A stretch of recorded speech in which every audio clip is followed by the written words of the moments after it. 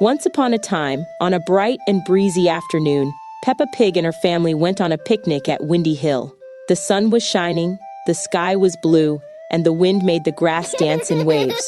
Peppa, George, Mummy Pig, and Daddy Pig carried a big picnic basket full of yummy treats. "Let's eat near the big oak tree," said Mummy Pig, pointing to a shady spot. After they unpacked their lunch, Peppa and George began to explore.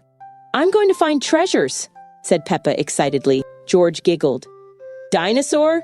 he shouted, searching for pretend dinosaur bones. As they played, the wind whistled through the leaves, making a spooky woo sound. Suddenly, Peppa heard a gentle voice whisper, "Hello, Peppa Pig!" Peppa spun around and gasped. Floating nearby was a ghost. It was small, friendly, and wore a shy smile. "Don't be afraid," said the ghost. "My name is Gusty, the Windy Hill ghost." "Hello, Gusty," Peppa said, curious. "What are you doing here?"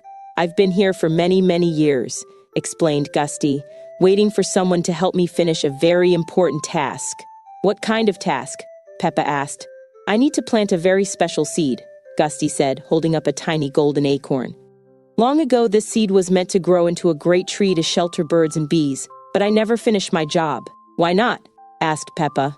"Because the wind carried me away before I could plant it," Gusty sighed. "And I can't touch the ground." Peppa's eyes lit up. "I can help you!"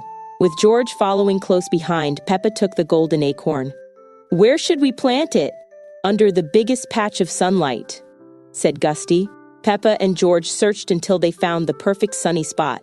Peppa dug a small hole, placed the acorn inside, and covered it gently with soil. "Now we need water," said George. Peppa filled a watering can and poured a gentle stream over the seed. "Grow, little tree," she whispered. Gusty twirled happily.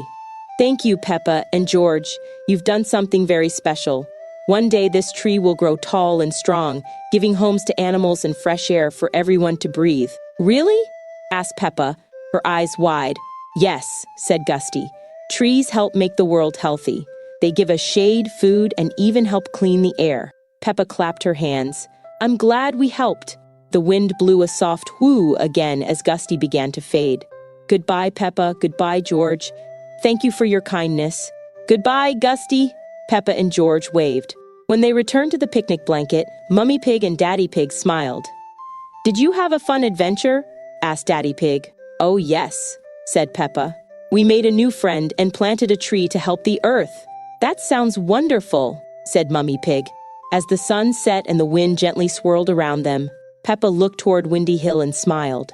She knew that someday, a grand tree would stand there, a tree of friendship, kindness, and the magic of helping others. The end.